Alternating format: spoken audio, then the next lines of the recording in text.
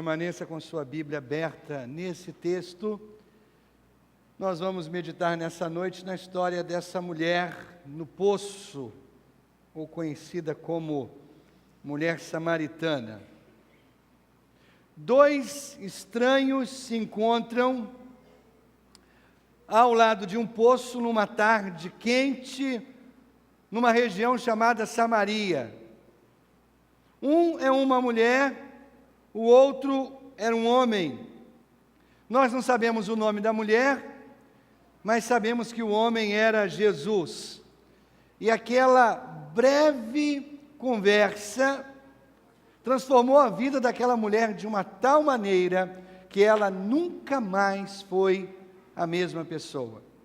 Hoje nós estamos começando uma série chamada Conversando com Jesus. O que Jesus tem a dizer sobre os problemas modernos. Essa é a ideia dessa série. Nós vamos ver algumas histórias, algumas vão ser muito familiares para você, outras talvez até surpreendentes. Nós vamos ver que esses encontros antigos, que pessoas tiveram com Jesus, revelam o que Jesus nos ensina a respeito de problemas que nós ainda enfrentamos nos dias de hoje.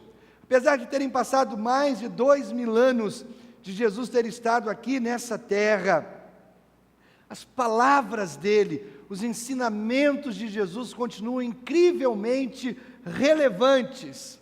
Por quê? Porque os tempos mudaram, mas o coração do homem permanece o mesmo. Nós temos esperanças, nós temos medos, nós temos sonhos, nós temos dúvidas, que as pessoas que viveram há 2000 anos atrás também tiveram.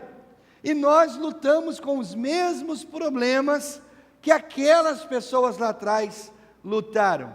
Então veja alguns temas que nós vamos abordar nessa nova série de mensagens: raiva descontrolada, escolhas insensatas, prioridades equivocadas, hipocrisia, culpa, indiferença, curiosidade inútil, ambição equivocada, fé limitada, desculpas convenientes, dúvida incômoda, ocupação compulsiva, sonhos desfeitos e fracasso pessoal. E a ideia é: o que Jesus tem a dizer sobre cada um desses problemas?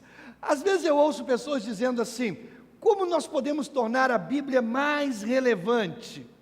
E sinceramente, como estudioso da Bíblia, eu acho esse tipo de pensamento estranho, porque não há nada que a gente possa fazer para transformar a Bíblia, ou para tornar a Bíblia mais relevante, a não ser apresentar a Bíblia, dizer o que a Bíblia diz.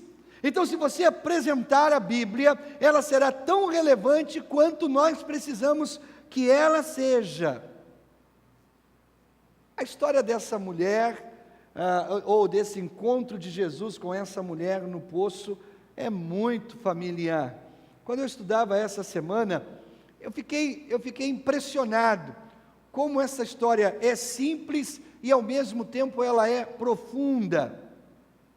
Um homem encontra uma mulher num encontro casual, e eu vou dizer assim, aparentemente casual, e alguns breves momentos de conversa, a vida dessa mulher nunca mais é a mesma. Irmãos, há lições preciosas nessa história. Há lições sobre preconceito racial, ódio religioso, sobre como lidar com pessoas de moral duvidosa. Essa história também nos ensina coisas sobre, ou verdades sobre como evangelizar. Ao introduzir essa história, eu já digo para você, essa é a conversa mais longa que Jesus teve com uma pessoa registrada na Bíblia. É a conversa mais longa que Jesus teve com qualquer um dos seus discípulos. Era um dia de sol muito quente e o calor castigava as pessoas, o suor escorria pela testa enquanto as pessoas caminhavam ao longo das estradas empoeiradas. Era possivelmente final do mês de julho, então a temperatura é insuportavelmente quente lá na região da Palestina. Para piorar a situação, Jesus estava viajando com seus amigos desde o amanhecer, horas de viagem. Agora o sol está a pino porque é meio-dia, e eles estavam passando por uma região do país que eles deveriam passar rapidamente, apressadamente. E aí Jesus chegou a um poço, com uma borda construída ao redor dele, como era próprio lá no Oriente Médio. Jesus senta à borda desse poço, e eu imagino o seu pensamento: ah, se eu apenas pudesse ter um copo da água desse poço. E é nesse momento, precisamente nesse momento, que chega uma mulher. Agora veja bem, não era a hora habitual dessa mulher ir ao poço, meio-dia, sol a pino. As mulheres normalmente, era a função das mulheres ir ao poço ou ir aos poços tirarem água. Normalmente elas iam antes do sol nascer para evitar justamente o calor. E essa mulher vai ao meio-dia. Outra coisa incomum, ela está ali sozinha. Essa mulher era diferente. A Bíblia diz que ela veio da aldeia de Sicar. A gente só sabe onde Sicar era localizado naquela época. Ela ficava na região de Samaria, e ela ficava no cruzamento de duas grandes e importantes estradas. A estrada que ligava Jerusalém a Cafarnaum e que ligava Jericó ao mar Mediterrâneo. No cruzamento dessas duas estradas ficava justamente a aldeia de Sicar. Era um ponto estratégico no centro da Palestina. Aquele poço ficava a mais ou menos 1 quilômetro de distância do centro da aldeia, perto justamente da rota de comércio, onde as pessoas passavam por aquelas estradas. Era chamado Poço de Jacó, porque há cerca de 2000 anos atrás dessa história, Jacó foi o primeiro que cavou esse poço. E os viajantes de todo Israel, eles sabiam que aquele era um lugar onde podiam beber uma água fresca que fluía de uma fonte a mais ou menos 150 metros de profundidade. Agora, gente, à medida que aquela mulher olha para Jesus, e ele olha para ela, 4 muros são derrubados. O primeiro muro era o muro religioso. O segundo muro, o muro de gênero, homem e mulher. O segundo muro, um muro social. O terceiro muro, o muro racial. O quarto muro, o muro moral. Jesus contorna todos esses muros. Na verdade, Jesus derruba todos esses muros para ter um encontro com essa mulher. Então, para a gente entender essa história, eu a dividi em cenas. Vamos ver cada uma dessas cenas. A primeira cena eu chamo de o contato. João 4, de 1 a 8. Acompanhe, por favor, na sua Bíblia. Os fariseus ouviram falar que Jesus estava fazendo e batizando mais discípulos do que João, embora não fosse Jesus quem batizasse mais os seus discípulos. Quando o Senhor ficou sabendo disso, saiu da Judéia e voltou uma vez mais a Galiléia. Aí o versículo 4 diz assim: era-lhe necessário passar por Samaria. Assim chegou a uma cidade de Samaria chamada Sicar, perto das terras que Jacó dera a seu filho José. Havia ali o poço de Jacó. Jesus, cansado da viagem, sentou-se à beira do poço. E isso se deu por volta do meio-dia. Nisso veio uma mulher samaritana tirar água. Disse-lhe Jesus: dê-me um pouco de água. E aí, entre parênteses, o versículo 8. Seus discípulos tinham ido à cidade comprar comida. Irmãos, a geografia é importante para a gente entender essa história. Nos dias de Jesus haviam 3 regiões importantes. Israel era dividido em 3 regiões importantes. Ao norte ficava a Judéia, no centro Samaria, ao sul ficava a Judéia, ao centro Samaria e ao norte a Galiléia.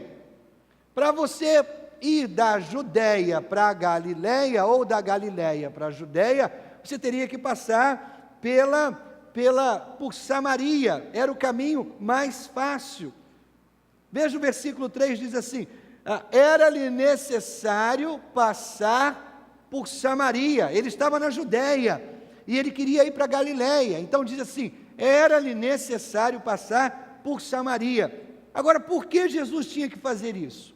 Aliás, Jesus tinha que passar por Samaria? Sabe qual é a resposta? Não. Ele não tinha que passar, porque havia uma outra rota. E era essa outra rota que os judeus mais religiosos tomavam. Eles desciam ao leste, atravessavam o Rio Jordão, entravam na região da Pérea, que ficava ao oeste, e eles iam à margem do Rio Jordão até chegar perto da Galiléia, atravessavam novamente o Rio Jordão e entravam na Galiléia. Eles faziam isso exatamente para evitar a região de Samaria. Esse era um caminho mais longo, mas significava que eles não tinham que atravessar o território dos samaritanos. Por que eles evitavam os samaritanos? Um pouco de história vai ajudar.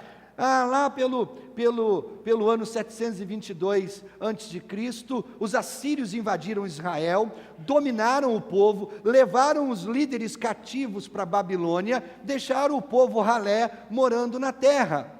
Mas os assírios também, por tática ou estratégia de dominação, levaram outros povos para viver na terra de Israel, povos pagãos. Esses povos pagãos se casaram com os judeus que ficaram na terra. Esses povos pagãos levaram sua cultura pagã e sua religião pagã para dentro de Israel. Então esses judeus casados com gentios ou com pagãos, era um tipo de judeu mestiço. E ao longo das gerações, essas pessoas começaram a serem chamadas de samaritanos. Desenvolveram sua própria religião. Eles tinham uma mistura de paganismo com judaísmo. Eles construíram seu próprio templo num lugar chamado Gerizim, ou Monte Gerizim. Eles desenvolveram sua própria língua e eles tinham até a versão própria do Antigo Testamento, que excluía os profetas e tinha apenas os 5 primeiros livros da Bíblia. Sabe, os judeus desprezavam os samaritanos, porque eles eram raça de mestiços. Talvez eu e você, como brasileiros, nós não entendemos o que é odiar uma raça.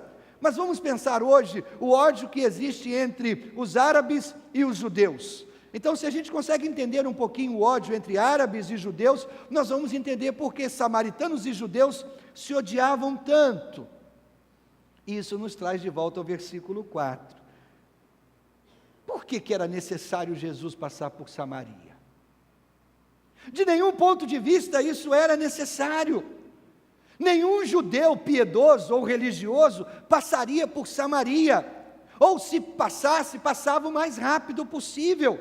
A resposta é simples e profunda. Jesus foi porque ele tinha a intenção de atender aquela mulher, de estar com aquela mulher.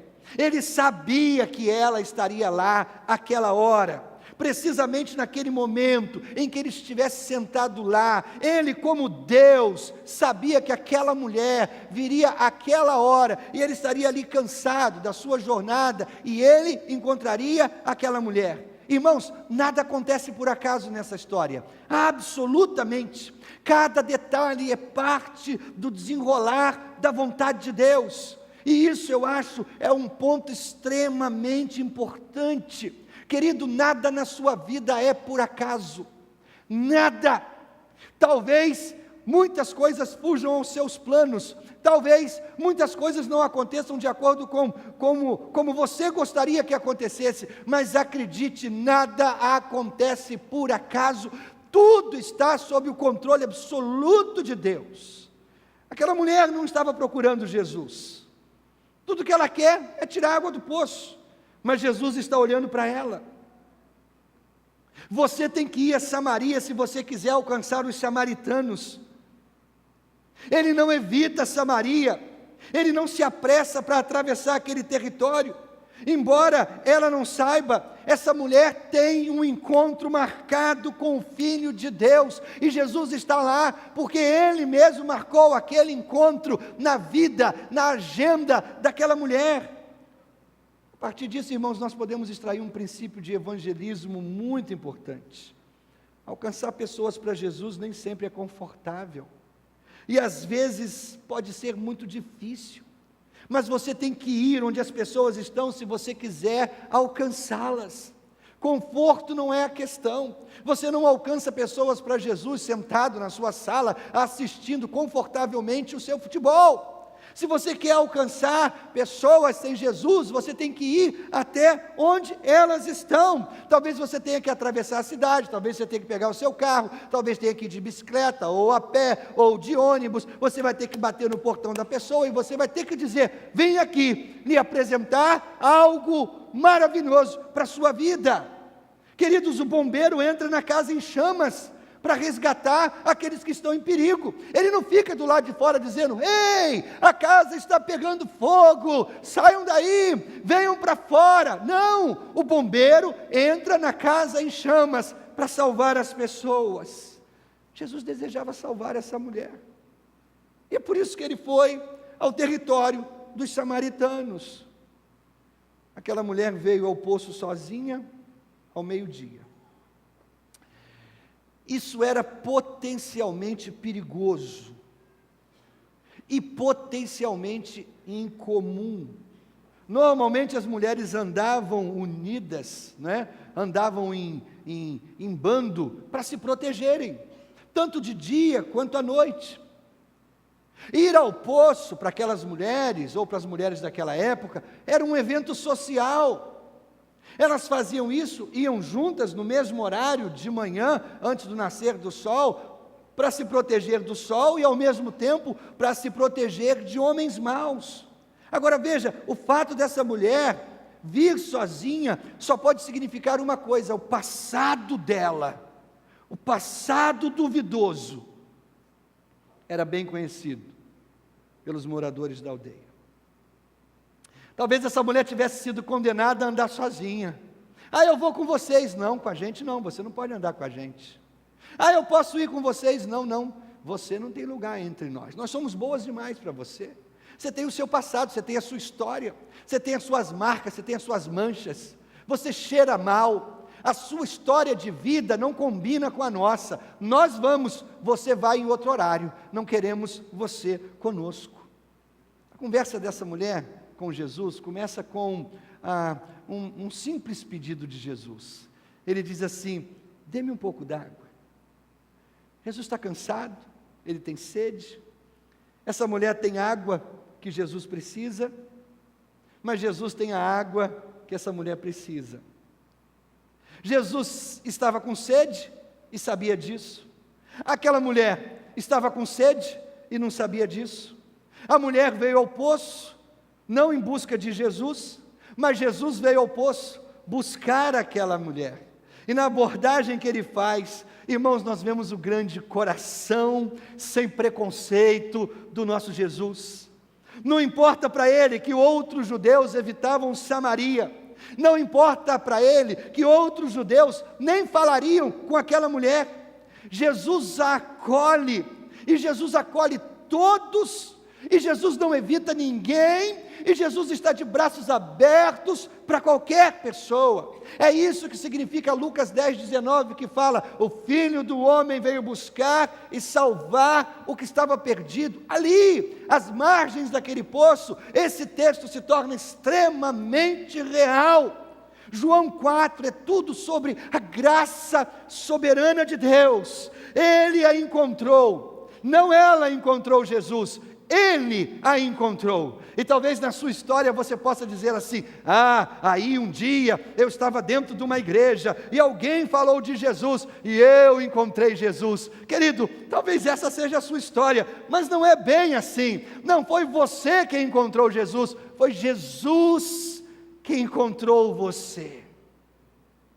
Foi Jesus que veio até você. Você nunca virá a Cristo, até que Cristo venha primeiro até você. O que acontece nesse capítulo 4, parece um encontro casual, mas não foi nada disso.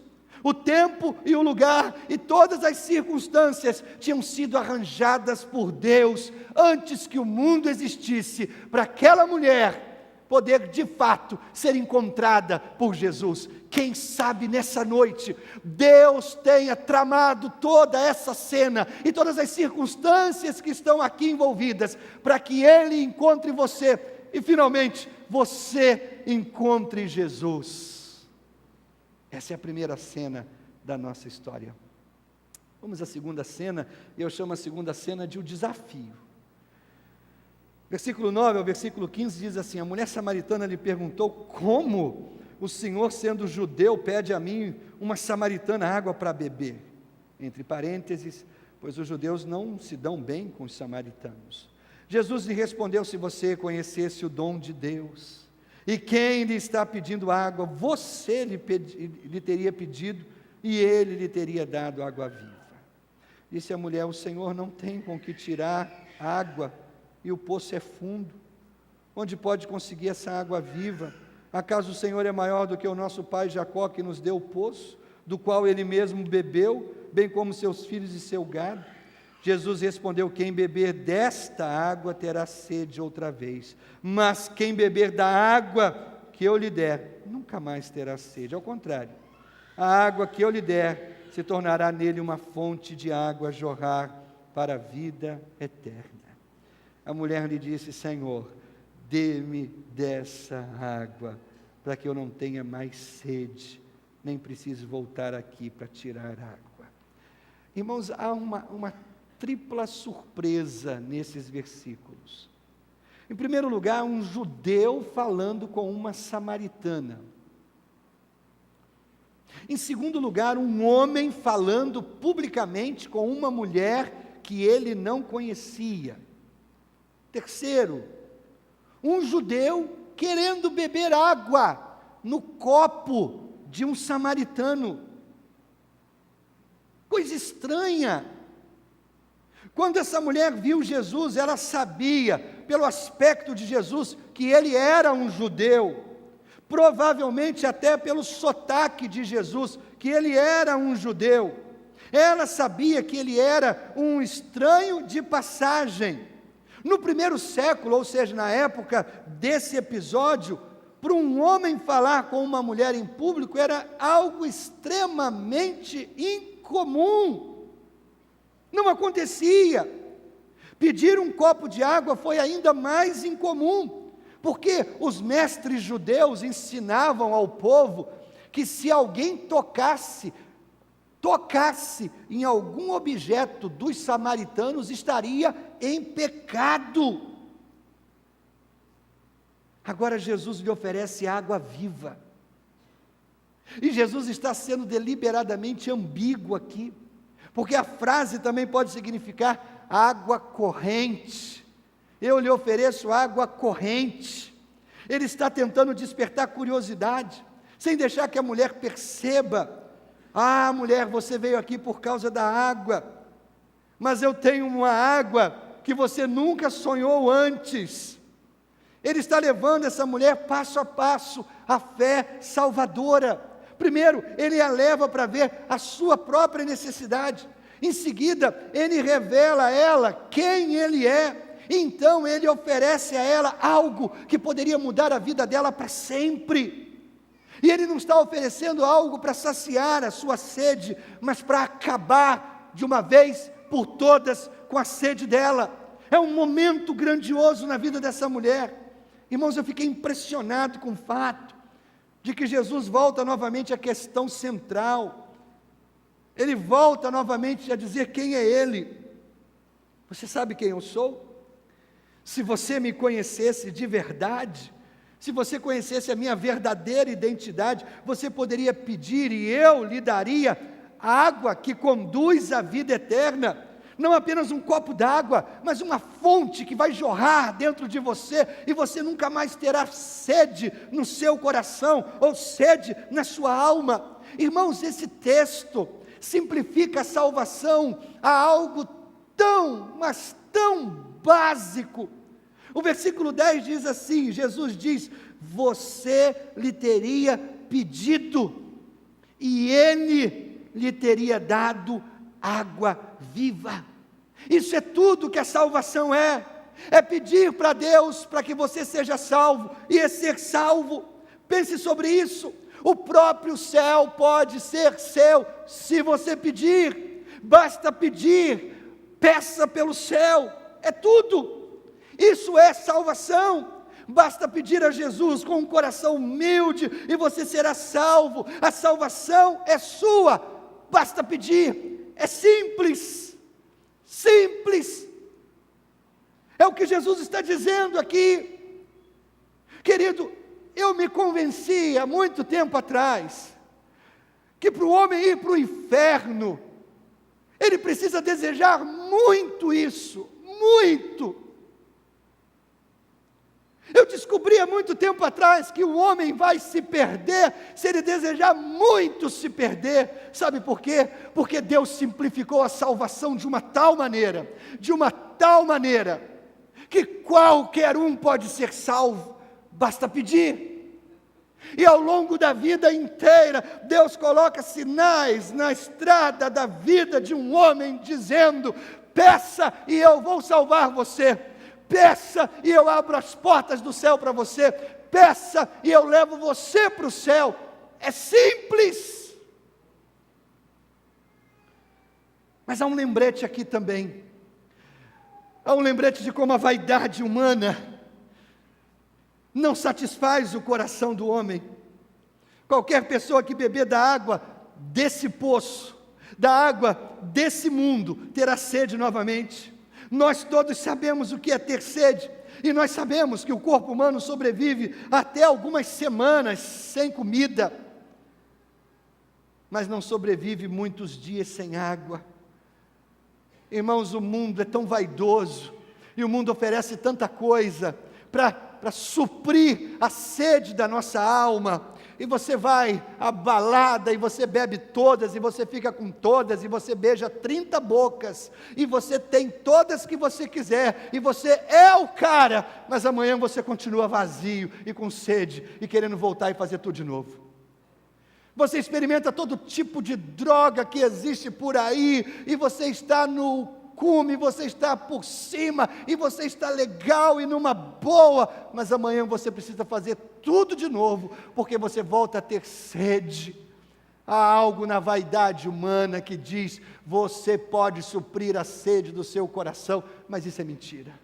Quem bebia daquele poço tinha que voltar todo dia para beber daquele poço, e Jesus oferece algo que sacia a sede do coração humano para sempre. O versículo 15 diz que aquela mulher disse assim, dê-me dessa água, Jesus, dê-me dessa água. Ela não entendia o que ele queria dizer, mas ela queria o que ele tinha.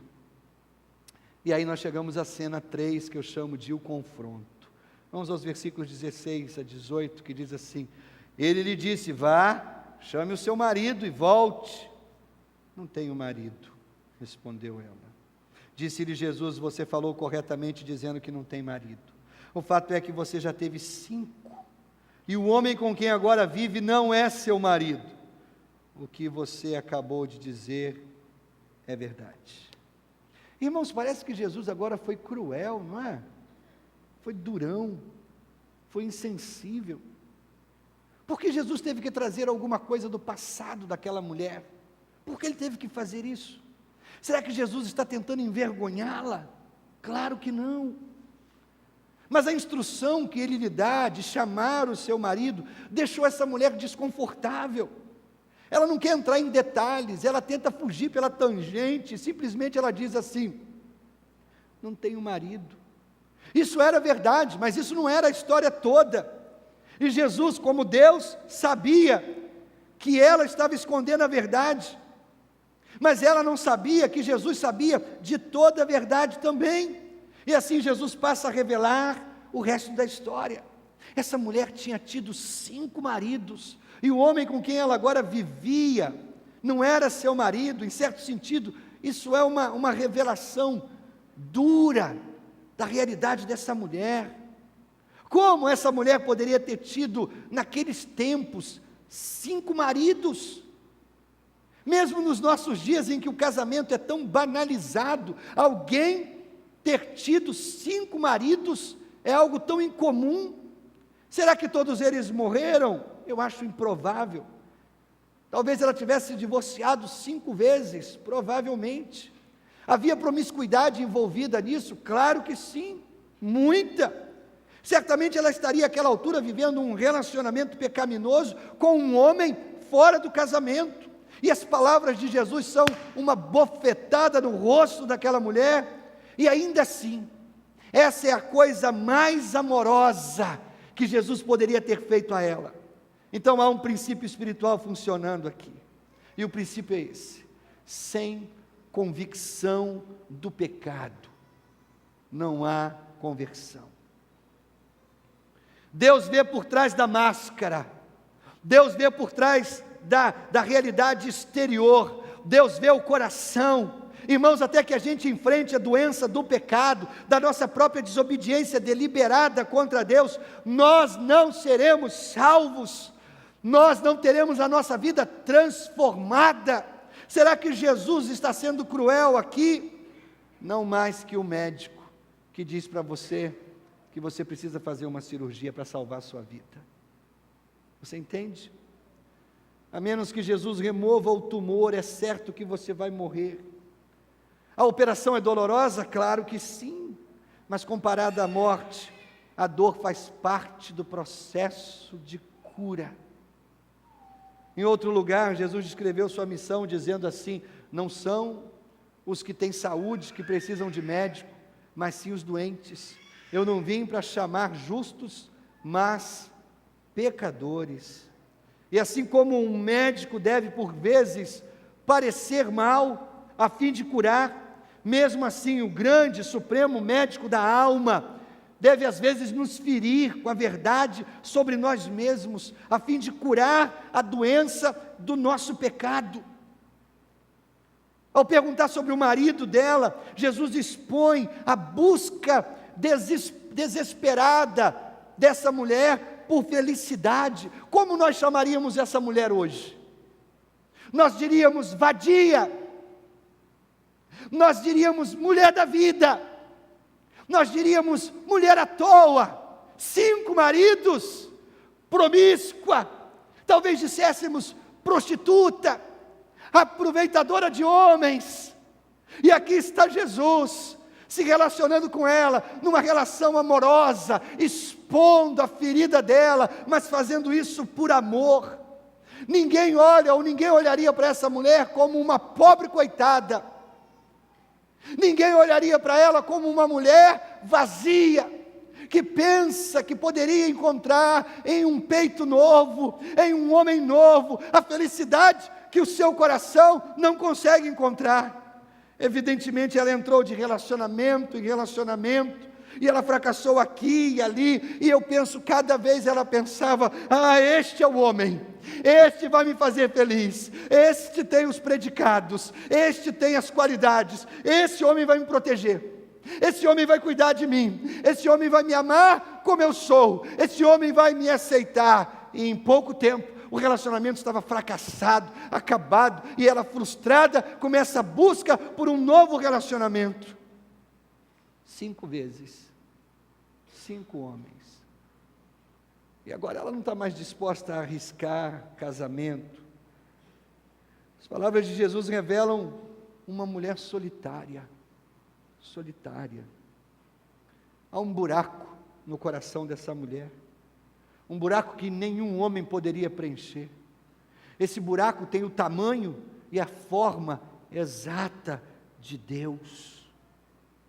Queridos, longe de ser irrelevante, as palavras de Jesus vão ao centro do problema daquela mulher, e também ao centro do problema de cada um de nós. Nós fomos criados para acreditar que um bom homem ou uma boa mulher vão trazer felicidade para nós. A gente foi criado, a gente foi educado assim. Então a gente salta de relacionamento em relacionamento. Às vezes a gente passa até uma temporada na ilha da tentação, na esperança desesperada de que dessa vez as coisas serão diferentes, dessa vez eu encontrei a pessoa certa, dessa vez esse homem vai me fazer feliz. mas nenhum relacionamento humano pode satisfazer as nossas necessidades. Sabe por quê? Porque nós somos seres espirituais, com necessidades espirituais, e nós temos necessidade de Deus na nossa vida. Há um vazio na nossa alma, do tamanho e do formato de Deus. Nenhum homem, nenhuma mulher pode preencher. É por isso que os adolescentes hoje beijam 30 bocas numa noite e não se satisfazem. É por isso que hoje se troca de parceiro sexual tão fácil como se troca de roupa. Porque nós só estamos evidenciando a sede que há na nossa alma. Nós somos feitos para conhecer Deus. E até que a gente o conheça, por meio de Jesus Cristo, nós estamos condenados à inquietação, ao desespero. Essa é a história dessa mulher. Mas talvez seja também a sua história. Essa mulher teve 5 maridos. Talvez você tenha 5 empregos, 5 negócios, 5 tipos de hobbies diferentes, para preencher o vazio que só Deus pode preencher. Deixe-me fazer uma pausa aqui. Jesus amava essa mulher? Claro que sim. Ele conhece a verdade dessa mulher. Ele conhece as mazelas dessa mulher. E ainda assim Ele lhe oferece a vida eterna. Sabe o nome disso? É graça. Graça. Somente alguém que ama você e olha para o seu passado e para a sua história e não se escandaliza. O verdadeiro amor significa conhecer a verdade sobre alguém e ainda assim ir ao encontro dele de qualquer maneira. Jesus não tem vergonha do seu passado. E talvez você pense assim: ah, pastor, o senhor não sabe qual a minha história. Talvez se eu soubesse eu me escandalizaria. Mas Jesus sabe, meu querido, e eu lhe afirmo com toda a convicção, Ele sabe e Ele não se escandaliza, e Ele não se surpreende, e Ele não vira as costas, e Ele não fecha os olhos para o seu passado. Sabe por quê? Porque quem ama, aceita, Ele aceita você. Jesus não tem vergonha do seu passado, mas o Senhor não pode ajudar aquela mulher, até que aquela mulher supere a vergonha e admita a verdade a respeito de si mesmo. Mulher, vai chamar o seu marido. Não tenho marido.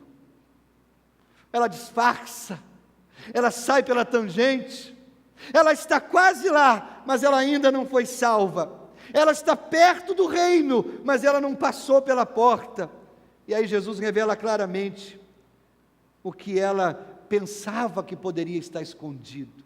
Jesus revela de maneira inequívoca o que ela pensava que podia esconder. Irmãos, é isso que torna os pecadores desconfortáveis.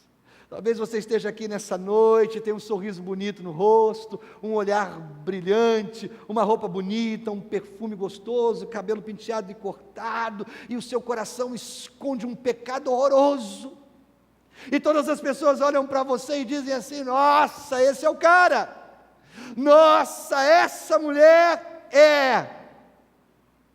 E a gente não sabe a sua verdade, mas do céu Deus olha para você e Deus não vê a marca da sua camisa, Deus não vê o seu perfume nem seu cabelo penteado, Deus vê o seu coração, Ele conhece o seu pecado.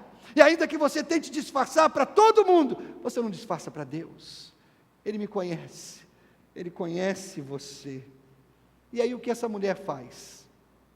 Ela está desconfortável com esse assunto e ela tenta então mudar de assunto. E aí nós chegamos à cena 4, que é a conversão. Vamos aos versículos 19 a 26. Disse a mulher: Senhor, vejo que é profeta. Nossos antepassados adoraram nesse monte. Olha, ela muda de assunto, não é? Jesus diz: vá chamar seu marido. Não tenho marido. Verdade, você já teve 5, e o homem com que você vive agora não é seu marido. Você acabou de dizer a verdade. Aí a mulher fica desconfortável, versículo 19. Ela muda de assunto. Senhor, vejo que é profeta. Nossos antepassados adoraram nesse monte, mas vocês, judeus, dizem que Jerusalém é o lugar onde se deve adorar. Jesus declarou: creia em mim, mulher.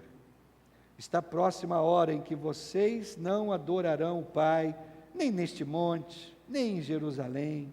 Vocês samaritanos adoram o que não conhecem, nós adoramos o que conhecemos, pois a salvação vem dos judeus. No entanto, está chegando a hora, e de fato já chegou, em que os verdadeiros adoradores adorarão o Pai em espírito e em verdade. São estes os adoradores que o Pai procura. Deus é espírito e é necessário que os seus adoradores o adorem em espírito e em verdade. Disse a mulher: eu sei que o Messias, chamado Cristo, está para vir. Quando ele vier, explicará tudo para nós. Então Jesus declarou: eu sou o Messias, eu que estou falando com você. Irmãos, agora está claro para essa mulher que ela conhecia, ou que ela estava conhecendo, um homem incomum. Esse homem conhece o passado dela, e ela acha que ele deve ser um profeta. E uma vez que ele é judeu, e ela é uma samaritana, então ela começa um debate teológico com ele. Naqueles dias os judeus cultuavam em Jerusalém, os samaritanos cultuavam no Monte Gerizim. Então ela quer saber qual é o melhor lugar, qual é o lugar certo para adoração.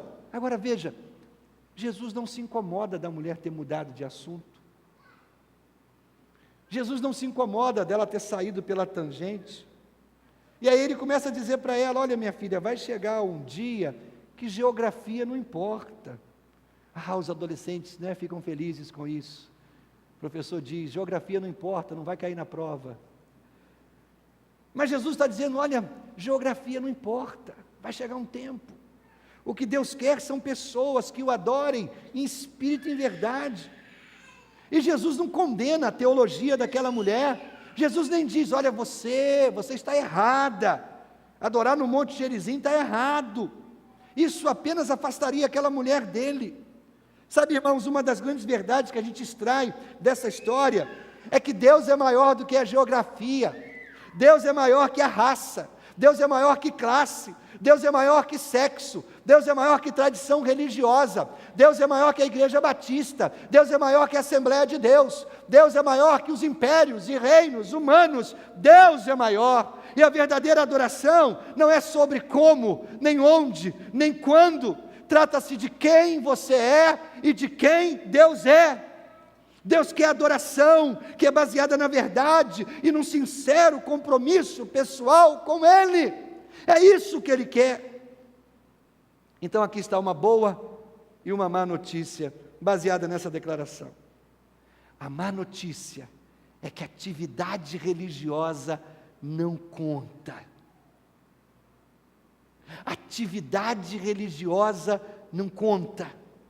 Ir para a igreja, ser batizado, entregar seu dízimo, orar 6 vezes por dia, seguir os 10 mandamentos, ter um tempo a sós com Deus todo dia, essas coisas, ainda que sejam boas, e são boas, não contam para Deus, quando se trata de salvação.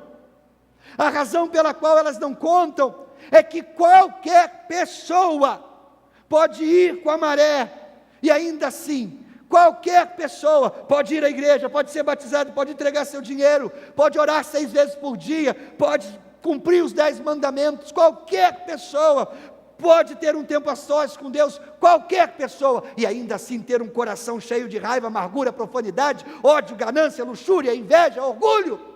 Você entende? Qualquer pessoa por fora pode cumprir todos os ritos religiosos, mas Deus vê o coração. Qualquer pessoa por fora pode ser um bom religioso. Nossa, esse cara é um bom religioso, mas o coração está cheio de ganância, cheio de mentira, cheio de orgulho. E para Deus o que conta é o que está aqui dentro. A adoração que Deus aceita deve ser baseada na verdade do Evangelho de Jesus Cristo, e deve ser oferecida a Ele a partir de um coração humilde, cheio de fé. Mas esse texto também traz uma boa notícia. Se o que Deus quer é espírito e é verdade, então qualquer um se qualifica. Você entendeu?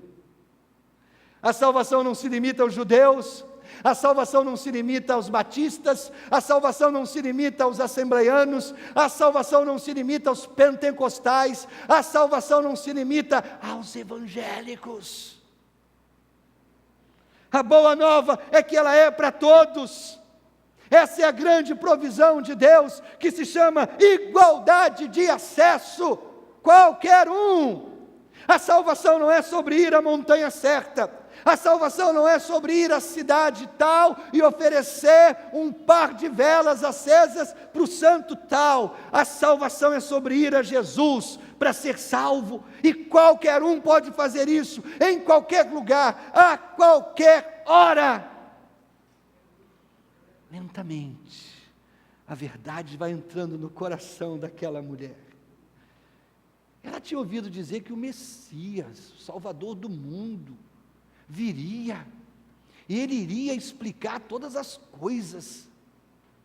E aí ela ouve Jesus dizer no versículo 26, eu sou o Messias, eu que estou falando com você. Se você for ao original grego desse texto, você encontra mais ou menos alguma coisa assim, aquele que fala com você, eu sou. Quando Deus mandou Moisés ao Egito libertar o povo, Moisés disse assim, mas Deus, quando eles me perguntarem, quem foi que te enviou, o que eu digo? Deus disse assim, diga para eles que eu sou te enviou. E agora Jesus está repetindo isso, aquele que fala com você, eu sou. Ele é o Messias. Que declaração surpreendente do nosso Senhor. Aqui ele afirma claramente ser o Messias, e ele faz isso de maneira única. Agora interessante, Jesus não procurou o sumo sacerdote, o grande religioso da época, para dizer, eu sou o Messias. Ele não procurou o homem honesto, trabalhador, digno, pai de família. Quem ele procurou? A mulher mais pecadora de todas, para dizer, eu sou o Messias. Você entende o que é graça? A graça me encanta. Jesus está afirmando a sua identidade com Deus. Sem dúvida essa mulher levou um grande choque. Nossa! Ela veio por causa de um pouco d'água. Ela veio buscar um pouquinho d'água ao meio-dia. E ela acaba encontrando a água da vida face a face. Sabe, irmãos, a gente quer o grande culto. A gente quer o culto de poder. A gente quer o culto de milagre. Eu fico surpreso com essas igrejas que marcam data para Deus fazer milagre, né? Amanhã é o grande culto dos milagres. A gente quer esses cultos. A gente quer esses cultos, porque a gente acha que são nesses cultos que as coisas vão acontecer. Agora aqui está uma mulher que sai de casa sozinha ao meio-dia, e ela vai buscar água, e Deus havia agendado na agenda eterna dele, e no coração daquela mulher, que aquele dia mais comum de todos os dias, a vida dela nunca mais seria a mesma. Meu querido, o seu grande milagre está esperando você no seu dia a dia, no seu cotidiano, e quanto menos você espera, o milagre vai chegar. E a gente chega à cena final, que eu chamo de vida transformada. Versículos 27 a 30 diz assim, naquele momento os seus discípulos voltaram e ficaram surpresos ao encontrá-lo conversando com uma mulher. Mas ninguém perguntou, o que queres saber? Ou, por que estás conversando com ela? Então, deixando o seu cântaro, a mulher voltou à cidade, disse ao povo, venham ver um homem que me disse tudo o que tenho feito. será que ele não é o Cristo? Então saíram da cidade e foram para onde ele estava. A conversão dessa mulher acontece entre o versículo 26 e 27. É no versículo 26,5 que ela se converte. Agora, como a gente sabe disso? Ela deixa o seu balde, o seu cântaro, e ela vai contar o que viu às outras pessoas. Irmãos, ao ler esses versículos, eu fiquei impressionado com quão pouco da verdade essa mulher sabe. Pouco demais. Tudo que ela diz é: ele me conhece. Ela está convencida só por isso. Isso não é exatamente o credo dos apóstolos. Ela diz uma coisinha a mais: será que ele não é o Cristo? Isso não é exatamente as 4 leis espirituais. Na verdade, eu e você gostaríamos que ela fosse uma testemunha até mais confiável, e ela não é. A maioria de nós gostaria que os nossos novos convertidos fossem um pouco mais bem treinados do que isso, não é verdade? Vem fazer a trilha, vem fazer o faça parte da família, entra num processo de discipulado. Tudo isso é muito bom, mas essa mulher não passou por nada disso. Sabe por quê, irmãos? Porque Deus usa quem está disponível para ser usado. Deus usa quem está disposto a ser usado. Agora, não use essa afirmação como validação para ignorar todo tipo de treinamento. Deus usa quem está disponível, eu estou disponível, então Deus vai me usar. Aí eu não preciso ler a Bíblia, não preciso fazer a trilha, não preciso fazer faça parte da família, não preciso fazer treinamento para trabalhar com criança, não preciso treinar para ser líder, porque Deus vai me usar porque eu estou disponível.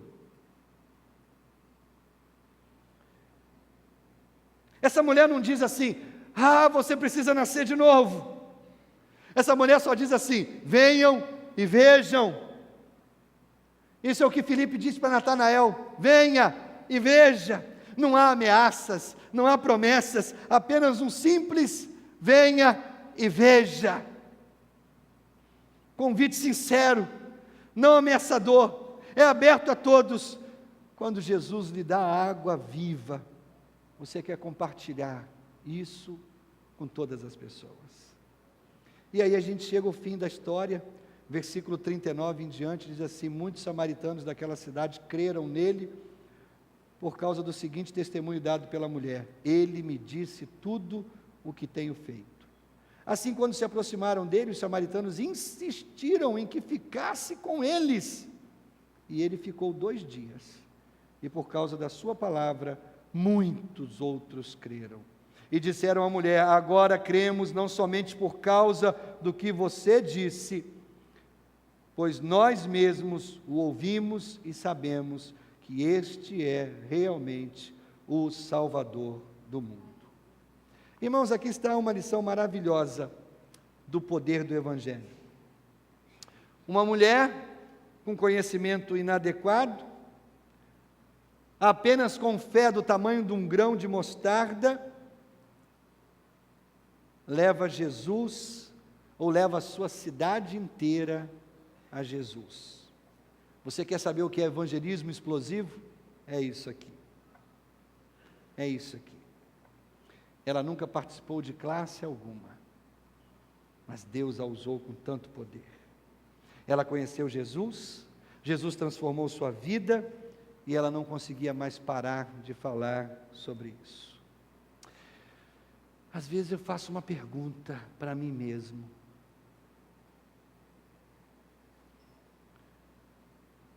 quanto você tem que entender para ser salvo? Quanto você tem que entender para ir para o céu? A resposta é: muito pouco. O outro lado da moeda, a pergunta é assim: quanto uma pessoa pode estar errada e ainda ir para o céu? A resposta é muita coisa. Desde que ela esteja baseada em duas coisas. Primeiro, ela admita que é pecadora. Segundo, ela admita que Jesus é o Salvador que ela precisa.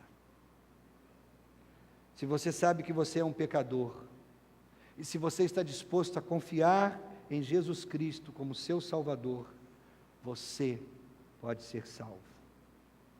Em seguida, há tempo de sobra para preencher o resto dos outros detalhes. Há uma pequena frase no final do versículo 42, que nos diz que os desprezados samaritanos descobriram alguma coisa que os judeus nunca entenderam. Eles entenderam que Jesus, de fato, era o Salvador do mundo. Eles ouviram o testemunho dessa mulher, em seguida eles ouviram Jesus, e finalmente eles creram em Jesus. Meu querido, no final você não pode ser salvo por uma fé de segunda mão. Você não está indo para o céu porque sua mulher é uma grande mulher de Deus. Você não está indo para o céu porque o seu pai foi missionário. Você tem que tomar uma decisão por si mesmo. Você pode até viver a fé dos seus pais, da sua esposa e até a fé dos seus filhos por um tempo, mas cedo ou tarde, você vai ter que avançar para o próximo nível e dizer: sim, eu acredito em Jesus, Ele é o meu Salvador. Eu lembro quando meu pai, ainda do mundo, com tanto orgulho e alegria, me apresentava e apresentava a minha irmã para os seus amigos de trabalho. Esse aqui é meu filho, essa aqui é minha filha, são crentes. E ele dizia isso com orgulho, embora ele não fosse. Embora não fosse. Mas chega um momento em que você precisa dizer: Jesus é o meu Salvador. O meu Salvador. E isso me leva de volta a uma frase crucial, lá no versículo 10. Se você conhecesse o dom de Deus e quem está lhe pedindo água, você lhe teria pedido e ele lhe teria dado água viva. 3 palavrinhas só. Se você conhecesse. Jesus está dizendo: se você conhecesse quem eu sou, você me pediria e eu lhe daria a vida eterna. Você sabe quem é Jesus? Se for assim, você vai pedir água viva? Se você quer ir para o céu, tudo o que você precisa fazer é pedir. A salvação é assim, tão simples como beber um copo d'água.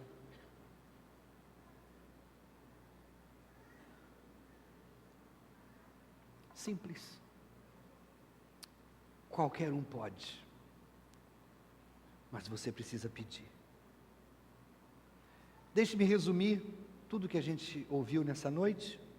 Primeiro, ninguém é demasiadamente pecador para ser salvo. Pastor, o senhor não sabe a minha história, eu não preciso saber. O que eu sei é isso: ninguém é pecador demais que não possa ser salvo. Segundo, ninguém está tão perdido que o Senhor não possa encontrá-lo. Terceiro, ninguém pode ser salvo sem enfrentar o seu passado pecaminoso. Qualquer um que enfrente seu passado pecaminoso não será rejeitado por Deus. E último, qualquer um que conhece Jesus nunca mais será o mesmo.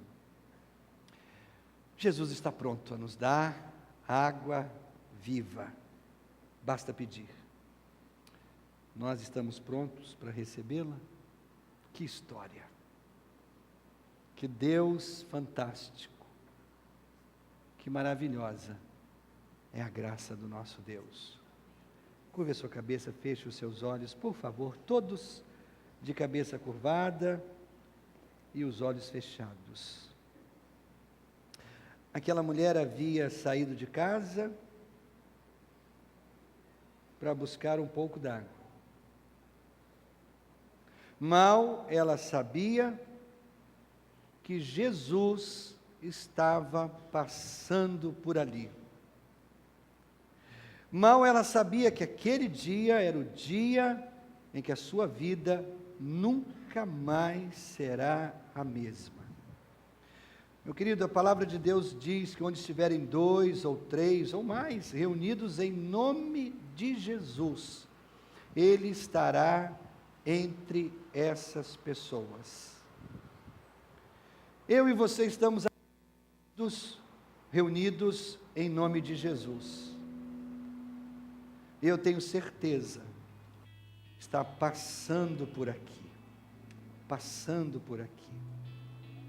Há um hino antigo que diz: hoje o mestre vai hoje passar.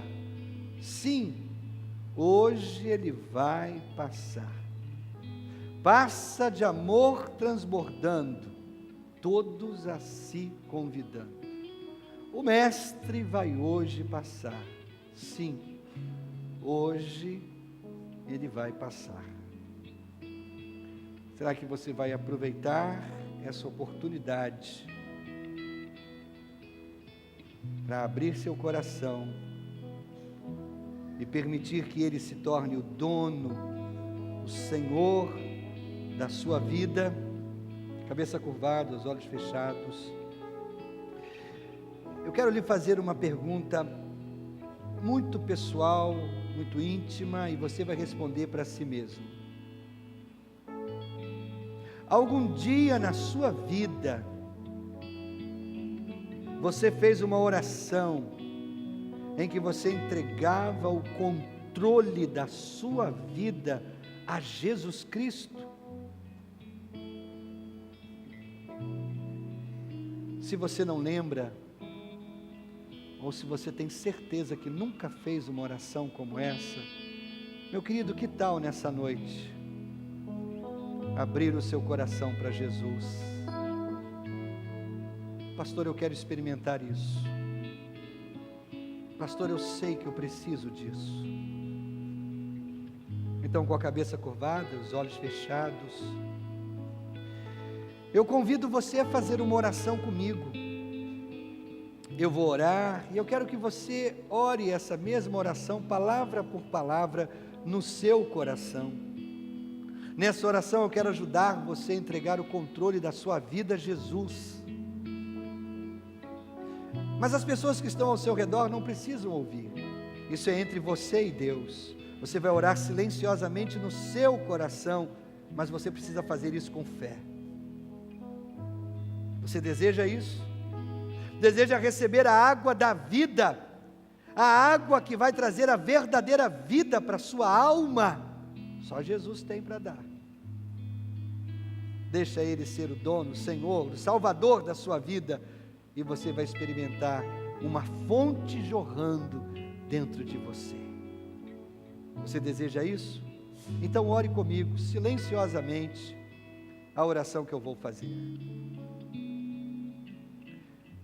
Senhor Jesus, acabo de compreender o quanto preciso de Ti. Por isso, nesta noite, eu abro o meu coração e a Ti entrego o controle da minha vida. Perdoe o tempo que andei distante. De hoje em diante, quero andar contigo. E quando eu morrer, Jesus, Abre a porta do céu, deixa-me entrar e viver eternamente na tua presença. Cabeça curvada, os olhos fechados. Você fez comigo essa oração? Seja você quem for, membro desta igreja, membro de outra igreja, ou você, nosso amigo convidado.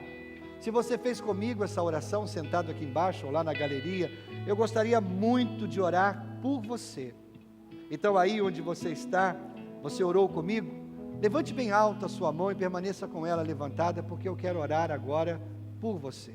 Há alguém? Deus abençoe você, eu estou vendo. Você também. Lá na galeria, alguém bem alto, levante a mão, estou vendo você também, Deus o abençoe. Lá no fundo, você também, Deus abençoe você. Permaneça com a mão levantada, por favor, aqui à frente. Você, Deus te abençoe, muito bom, muito bom. Isso, permaneça com a mão levantada. Você também, querida, pequenina, estou vendo você, que coisa boa, coisa boa. Irmão, irmã, alguém do seu lado com a mão levantada, você me ajuda? Coloca a mão no ombro dele, a mão no ombro dela.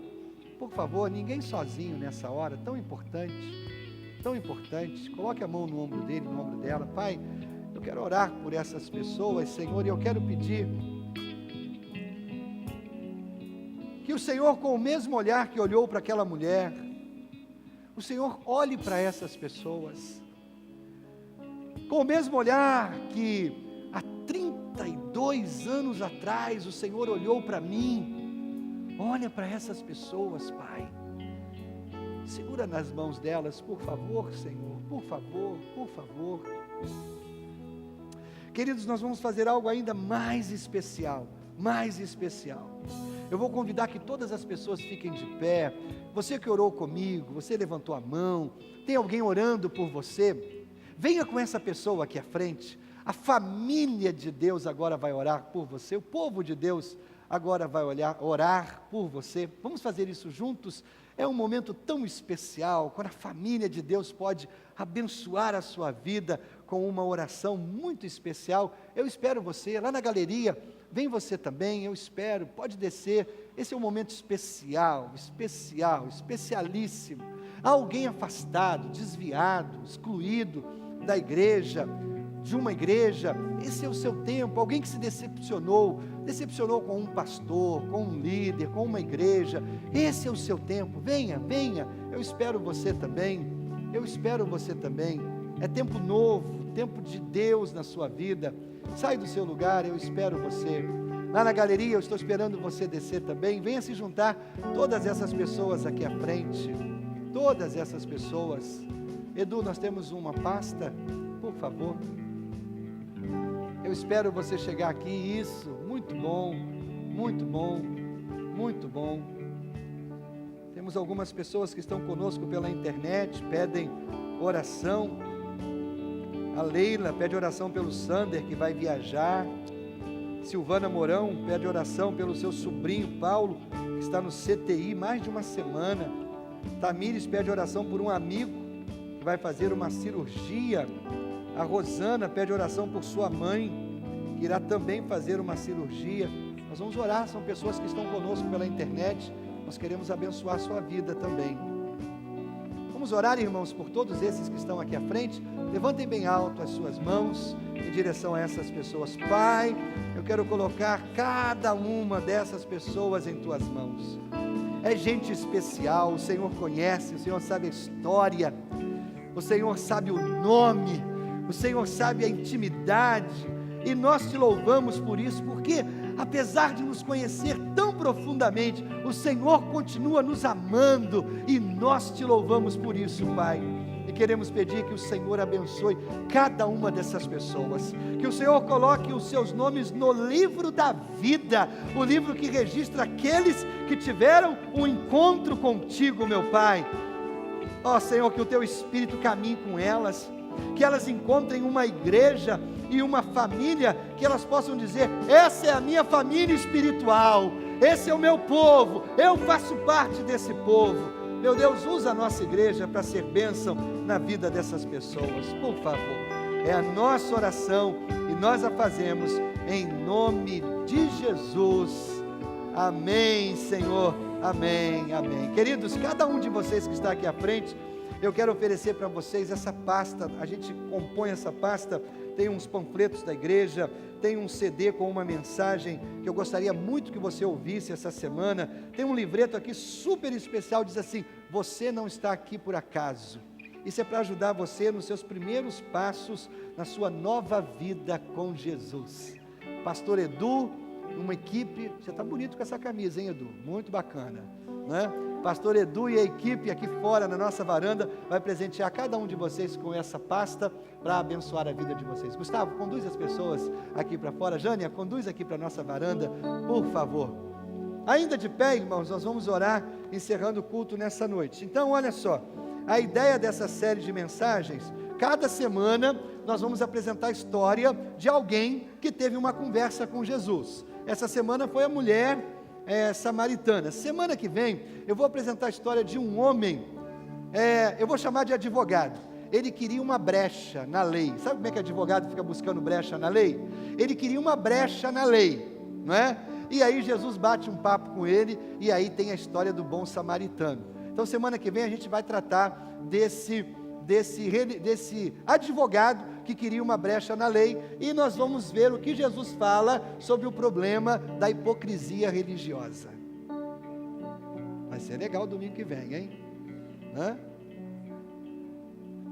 Não, semana que vem ele vai falar sobre o problema, Jesus vai falar sobre o problema da hipocrisia religiosa. Vamos orar, irmãos? Leva-nos, Senhor, em paz, amparados, protegidos e guardados por Ti.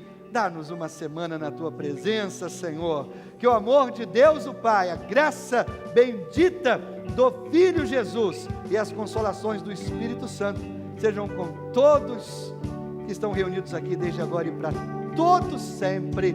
Amém, Jesus. Boa semana. Deus abençoe você.